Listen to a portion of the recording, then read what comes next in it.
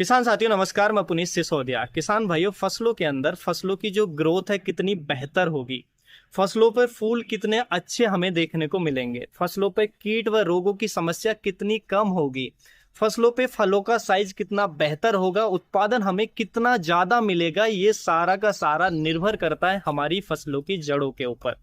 क्योंकि जड़ों की गहराई ही निर्भर करती है कि फसल की उपज की ऊंचाई कितनी होने वाली है।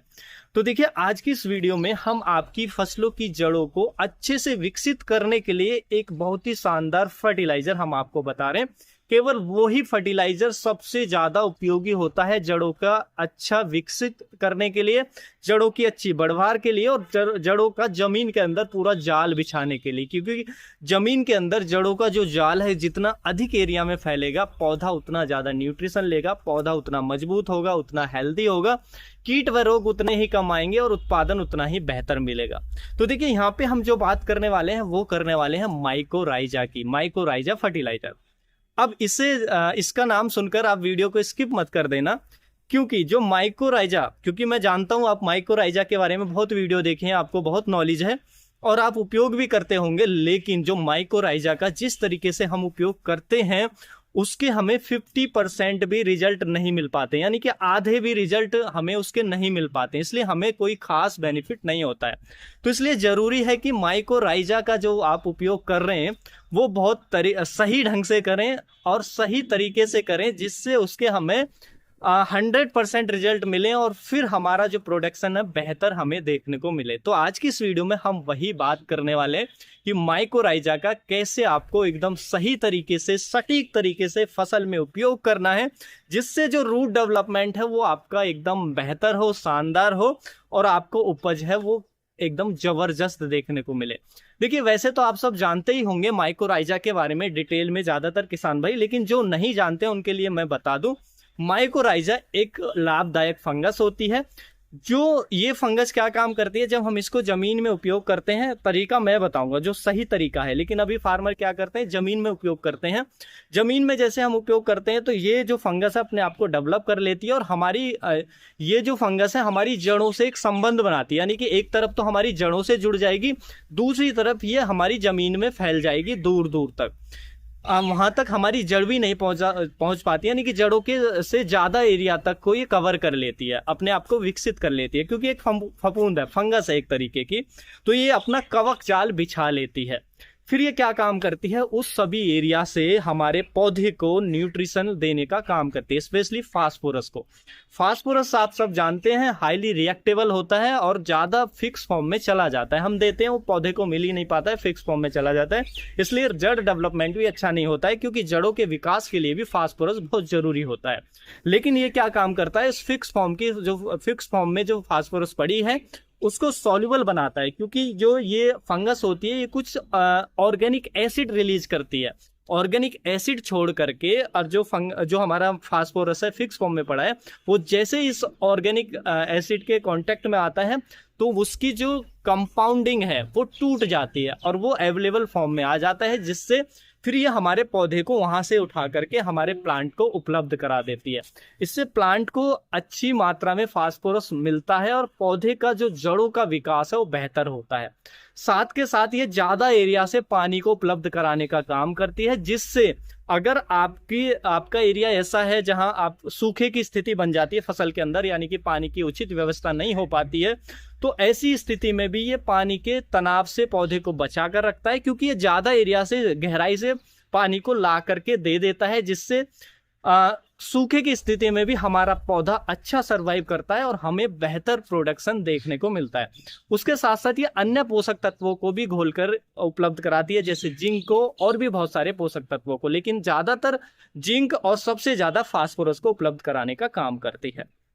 उसके बाद देखिए, ये हमारी फसल की जड़ों को हानिकारक फंगस से भी प्रोटेक्ट करती है, क्योंकि देखिए जब ये अपने आप को हमारी जड़ों के आसपास अपने जो कवक जाल है उसको बिछा लेती है, तो ये वहां पर अन्य फंगस के डेवलपमेंट के लिए एक तो स्पेस ही नहीं छोड़ती है और उसके विपरीत ये कुछ ऐसा टॉक्सिक सीक्रेशन करती है, यानी कि कुछ टॉक्सिक पदार्थ, जहरीले पदार्थ कुछ ऐसा छोड़ती है जो हानिकारक फंगस को खत्म करने का काम करता है। यानी कि ये हमारी फसल की जड़ों को एकदम प्रोटेक्शन प्रदान करती है, क्योंकि ये भी हमारी फसलों की जड़ों से कुछ भोजन लेती रहती है, तो दोनों का काम अच्छा चलता है। हमारी जड़ों फसल को इससे पोषण मिलता है, न्यूट्रिशन मिलते हैं, और इसको भी थोड़ा बहुत कुछ उसके डेवलपमेंट के लिए हमारे पौधे से मिलता रहता है, जो हमारे पौधे में थोड़ा एक्सेस होता है, ज्यादा मात्रा में होता है, पौधा इसको दे देता है। तो इस तरीके से दोनों काम करते हैं। तो ये बहुत अच्छी होती है, बहुत जरूरी होती है हमारी फसलों की जड़ों के अच्छे विकास के लिए, अच्छे डेवलपमेंट के लिए। लेकिन हम देखिए कैसे उपयोग करते हैं। ज्यादातर किसान भाई देखिए, हमें मार्केट में मिल जाती है, हमारी इसकी डोज लगभग 5 किलोग्राम पर एकड़ के हिसाब से रखनी होती है, अलग अलग कंपनियों की हमें मिल जाती है। लेकिन यहाँ पे मैं सजेस्ट करूंगा कि आपको जो हमारा IARI है पूसा के अंदर, दिल्ली के अंदर, वहां पे माइक्रोराइजा मिल जाता है। तो वहां पे जो मिलेगा अच्छी क्वालिटी का मिलेगा, आपको सस्ते में मिलेगा। अगर आप वहां पे विजिट करते हैं तो वहां से ला सकते हैं, वहां से परचेज करेंगे तो अच्छा मिलेगा, बेहतर आपको मिलेगा, तो ज्यादा अच्छा रहता है। हालांकि आपके आसपास जो भी कृषि विद्यालय केंद्र हो जहाँ पे माइक्रोराइजा मिलता हो, वहां से भी आप ये परचेज कर सकते हैं। IARI की अगर कोई संस्थान है तो वहां से आप परचेज करें तो ज्यादा बेहतर रहेगा। देखिए इसकी डोज अगर आप दुकान से ला रहे हैं तो अलग अलग कंपनियों के मिल जाएंगे, तो आप वो भी ले सकते हैं। डोज 5 किलोग्राम पर एकड़। और हम कैसे डालते हैं, हम जमीन में डालते हैं।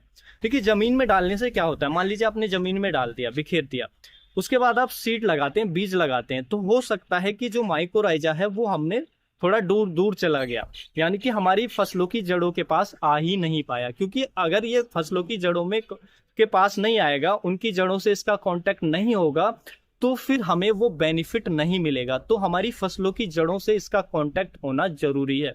उसके लिए इसका जो आपको उपयोग का तरीका है वो थोड़ा चेंज करना पड़ेगा। 2 तरीके से आप उपयोग कर सकते हैं। पहला जो तरीका है वो ये रहेगा कि आप मान लीजिए कोई भी नर्सरी लगा रहे हैं, तो नर्सरी को इससे ट्रीटेड कर लें, उसकी जड़ों को।